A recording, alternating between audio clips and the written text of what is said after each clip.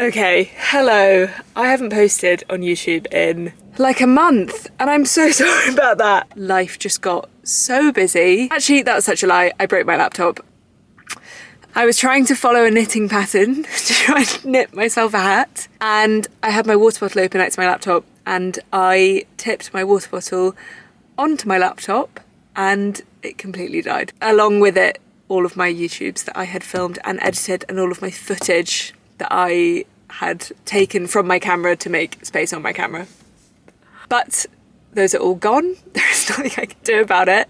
So yeah, I thought that I would just use this video to catch you all up on what has been going on in my life in the past month. And I guess just kind of talk through the videos that I was going to post that are currently in prison in my waterlogged laptop. So business back to normal. Business as usual from now on. Is that the saying? Where did I leave off? Basically, if you've been following along on, I don't know, any of my channels or any of my stuff, you will know that my boyfriend at the back end of last year took a job in the Middle East, and it basically meant that he's going to be living in Dubai for like the majority of the year, and we weren't sure if it was going to be a short-term thing or a long-term thing.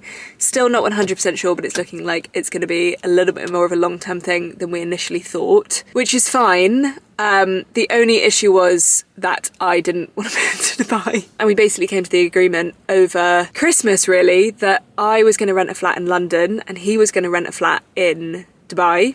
And because I am self-employed and I can work from anywhere, I am basically going to be split living. So I'm going to be doing like a month in the UK, a month in Dubai, a month in the UK, a month in Dubai. So I came back from Cape Town and I immediately moved into a flat in London, and he had to go back to Dubai for work. I did the whole move out by myself. I don't think either of us estimated how much work it would be, because when we were talking about it, I was like, no, it's literally fine. Like, we can get movers that can help me like carry the heavy boxes. It's literally just going to be me packing up a couple of rooms, and I can just do that when I get back from Cape Town and then move into the new place, no worries. I have only ever moved out of living with friends or moving out of uni, or I don't know, I've never moved out of a flat that I've lived in with my boyfriend before. I don't think we realised quite how much over the past 2 years we have accumulated so much stuff. Owned all of our furniture. We had loads of random like shit in the living room that, I don't know, just random stuff that you're not just moving out of one room and then like collecting your pots and pans. You're moving out of your home together. I got back to London. I had 3 days to pack the flat up and then I had to move out. Oh my God, it was so much work. I don't understand how people move around like jobs or like just do it in the evenings. I was speaking to one of my friends and she was like, yeah, when I moved I had like 2 days to move out and I literally just had to like pack boxes from 6 p.m. till midnight every single night. I was like, oh. So I'm very lucky in the sense that I could just take a couple of days off to do it. But the fact that I was doing it on my own and we had so much stuff and all of our furniture and everything, it was the most intense week of my life. I know I'm sounding really, really dramatic right now, but oh my God, it was so much work. And then the flat that I moved into, because I'm basically not going to be there that much, I really, really downsized. I basically wanted to budget a little bit more and I got a flat that was a lot cheaper than the flat that I was living in beforehand, which meant it's a lot smaller than the flat that I was living in beforehand. So I basically viewed it before I went to Cape Town. And before I viewed this flat, I viewed another flat, which was in the same building, which I put an offer in on. I will put a video of this flat on the screen now. It's like the most beautiful thing you've ever seen. It was like floor to ceiling windows. It had a staircase in it. I think the day that I went to go and see it, it was like a beautiful, like blue, crisp winter's day in London. So the light was like pouring in. I walked into this place, it was within budget, and I was like, oh, this is my dream flat. So I immediately put an offer down on this place. The estate agent was like, you're the first person to view it, like, you'll get it. I was like, oh my God, that's so exciting. So he was like, let me just show you another one that we're like listing. And then if this one doesn't work out, which I'm so sure that it will work out, you can move into the other one. So I then went to view this other flat. I think I was just on such a high from that first flat and obviously saw it without any furniture in it. And I was like, yeah, this is like a nice enough flat. I also, 2 of my big criterias were, I wanted it to be a new build, which is not necessarily to my personal taste, but because I was going to be there on my own quite a lot, I basically wanted it to be like within a building so that I would feel a little bit safer than just a flat that's like on the street. So the second one that I viewed was basically within a building, felt safe. It was in a really good location, but I was like, the flat's a little bit small, but it's got gorgeous light in it. Like, it's in a good location. It feels safe. Like, sweet. I then went to Cape Town. I got a call from the estate agent while I was in Cape Town. Bearing in mind, I'd put an offer in on this first flat and it had been accepted. So I was literally just needing to sign the lease, and then it was like all good to go. Also, because I am self-employed and I was renting on my own, it was so hard to get a flat. Like, landlords are so much more likely to rent out a flat to someone who has a stable income than someone who works for themselves and posts videos on Instagram for a living. They're going to be like, what does this girl do for work? Even if I can afford the rent. Annoying, but I can see why that is the case. I then got a call when I was in Cape Town from the landlord being like, I'm so sorry, someone else in the building of the flat that you want to move into really, really wants this flat. And I was like, okay, cool, well, get in line, because I've put an offer in and it's been accepted, so I don't really know what you want me to do about that. And he was like, well, the thing is that because she already lives in the building, the landlord is going to take preference on her or something to move into this flat. And then he was like, but don't worry, because she's still got 6 months lease on her current flat in the same building, so there's no way that she would be able to get out of her contract early to then move into this new flat, basically having to pay double rent for 6 months, which, like, that seems ridiculous. No one's going to want to do that. And I was like, okay, that does seem ridiculous. Like, who would want to do that? That girl obviously did move forwards with paying double rent for 6 months, so I didn't get the flat with the stairs. I was gutted. The estate agent was then like, well, the other flat is still available, the one that you viewed on the same day. Bearing in mind I was in Cape Town by this point, so I couldn't do any more viewings and I needed to move into a flat when I got back to London in February. So my thought process was like, oh, it felt safe, it was nice, it was like a lovely flat, I'll just move into that one, like, it's fine. I'm literally renting it, I'm not buying it, and I'm not going to be there that much, so, like, it's really not the end of the world. So I then rented this other flat, that all went through, which was great. That was a big weight off. Sorry, that was like the longest explanation in the world of how I didn't get my dream flat. Got the second place, came back to London, picked up the keys the day that I flew back from Cape Town, went to the flat, walked in, and I was like, oh my God, it's so small in here, like none of my furniture is going to fit. I know it's not the smallest flat ever, and I know that I am in such a lucky position to be able to rent a flat on my own in London. So aware that that is a crazy position to be in. It was mainly just the fact that none of my furniture was actually going to fit into this flat. And so I was then like, shit, like I've got 3 days to pack up my flat, sell all of my furniture, buy new furniture, which is going to be so expensive. And the whole reason of me renting this flat was so that I didn't have to pay as much money and I didn't have to, like, I don't know, buy a whole new load of furniture. So that was really stressing me out. So I had moving out of the flat on my own, as well as thinking that I was going to have to shell out a load of money on, like, random furniture, and then also being on my own and not knowing how to put this furniture up. It was just a whole thing. Most of the big pieces of furniture did fit. Like, my sofa fits in there. It is taking up like my whole flat. I will post some videos of my flat, but basically my sofa is taking up like the whole flat. I had to sell the kitchen table, I had to sell the kitchen chairs, I had to sell 3 bookcases, I had to sell my wardrobe, I had to sell a rug, and then I had to go to IKEA and basically get smaller wardrobes. It was just like a whole thing, and it was a whole ordeal, and honestly it was a really, really, really expensive week because I was having to get Ubers to IKEA, buy new furniture, and I was just like, this is the stupidest thing I've ever done. Why am I renting a flat in London?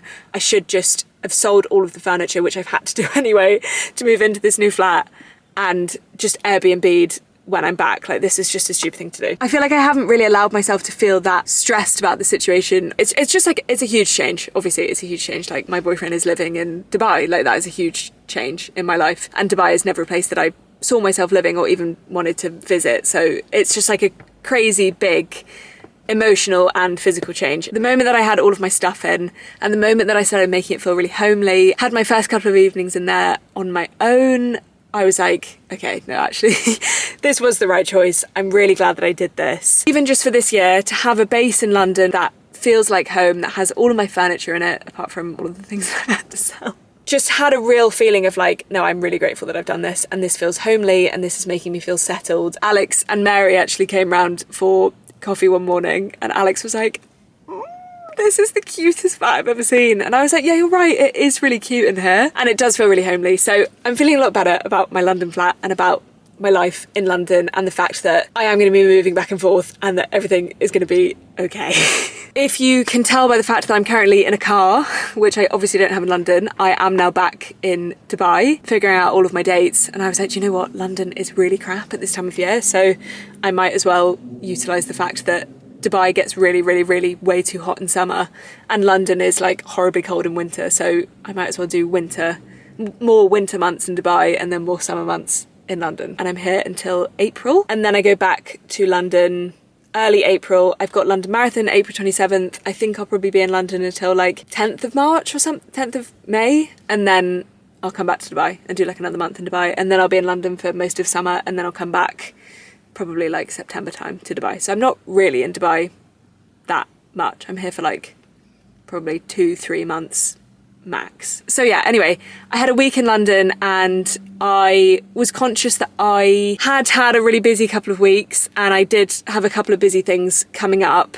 So I basically wanted to take this first week in Dubai to like actually chill and to actually just like, I don't know, I was starting to get a little bit ill the last couple of weeks and all the emotional and physical stuff of it all was like catching up with me. Like I sort of like feel myself like teetering towards like needing a bit more of a break. So I basically was like, I'll just take the first week in Dubai as a bit of a holiday and then I can like snap back into working from there. So my plan was to be in London and basically film a load of stuff so that I could post stuff from London and then also stuff from London while I was in this first week of Dubai so that I don't know, like wasn't missing out on any deadlines. I had a couple of ads and stuff to film, which was great. And I got a load of work done. Most of that was filmed on my camera, which then went into my laptop, which then died. So that week was kind of void, which is really annoying. I can't think about that too much because that will literally send me into a spiral if I think about the fact that I literally worked so hard that I lost it all. But it's fine. So I had that week of work in London. The weekend just gone, I was in Cornwall for my sister's belated birthday. My sister moved down there last year. She's just moved into a new place. She's just got a new dog, which is so cute. Yeah, we basically just all went down to just have a bit of a catch up because I hadn't seen my family for a really, really, really long time, which is so weird because we're all so close. A really, really, really lovely weekend in Cornwall. It was wonderful. I did a half marathon, which was great. I am obviously training for London Marathon right now, and I had a half marathon to do, which my sister's boyfriend did with me, which was so nice. I also made a vlog about that, which is obviously gone. I got the train back from Cornwall at 9 a.m. I got into London at 2 p.m. and then I flew to Dubai that evening at 8 p.m. So I was just like, oh my God, there is so much going on right now. That evening I flew to Dubai, an overnight flight. Luckily there was no one in the seat next to me. So I got basically a business class seat in economy, which was wicked. So I actually slept loads on that flight, which was amazing. I then got to Dubai on Monday. I honestly spent most of Monday just napping and like unpacking and like sorting myself out. And I woke up on Tuesday morning, unable to move my neck. I was like, what is going on? I had been so tired that I must have slept so weirdly on my neck and just like not realised because I was so exhausted. I was like, do you know what? I think this is the universe's way of probably telling me to like chill out and like slow down. But I spent most of yesterday literally just lying horizontal, reading my book and like actually chilling. I turned my phone off. I didn't respond to any emails. I didn't do any filming. I didn't think about anything. I just read my book and chilled, and I'm feeling a lot better today, which is good. Obviously in the midst of that, I broke my laptop. I took it to the Apple store this morning and I was like, hey, please can you fix my laptop? They were like, this is actually going to cost you more to fix than it would for you to just buy a new laptop. I was like, wicked. I have a new laptop, which is wonderful. And yeah, all of my footage from the last couple of weeks is trapped in my old laptop. So yeah, that is why I haven't posted for about a month. I was going to come on here today and be like, I've had such an amazing couple of weeks. And I was like, that's actually just not the reality of it. I have felt really stressed and really overwhelmed. It's really weird because I'm so aware that it's like all amazing stuff that has been making me feel overwhelmed. Like, it's crazy that I'm like, oh, I'm so overwhelmed. Just moved into a new flat in London. Then I've had to come visit my boyfriend in Dubai. Like, when I look at it like that, I'm like, oh, literally shut the hell up. You are so lucky. And I am so aware. Yes, life has been very, very busy, but I am so privileged that it is so busy and there's so much going on. But I also think it's really okay sometimes to acknowledge when you are feeling overwhelmed, and it's okay to feel overwhelmed. It's okay to just like take a minute from life when it feels a little bit busy, even if you sometimes don't think you're valid in feeling the way you're feeling because you're lucky to be in that situation, if you get what I mean. I don't know, I just was a bit like, all the stuff that's happening to me right now is amazing, but it is a lot. After a couple of days of chilling and actually recentering and recharging, I'm feeling a lot more chilled. I'm feeling very grateful for the fact that I'm currently in the sun, especially after a few weeks in London. Oh my God, it is so cold in London right now. I'm feeling grateful to be in a place that I am around new people, I'm doing new things, I have new experiences. Do you know what? I am 25. I have got so much time to settle.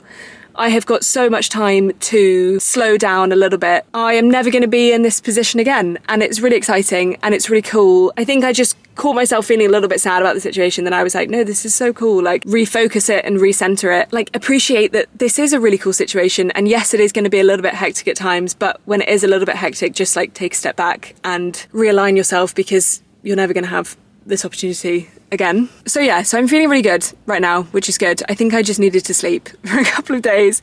I think I just needed to like take stock and probably get off my phone and just exist in my own presence for a couple of days and realise that this is a cool opportunity and I am excited. I'm so sorry I've used this as a therapy session, but I kind of just wanted to explain where my head's at with everything, because things can look a certain way on social media. I don't really know what I'm saying. I think I just want to acknowledge that I've been feeling a little bit all over the place recently. Honestly, maybe I'm glad that I lost all that footage, because it was all very much just showing what I was up to and I wasn't actually talking about how I was feeling about the whole thing. So I probably wouldn't have made this video if I hadn't have lost all the footage. So that is my silver lining for the fact that I lost a month's worth of work.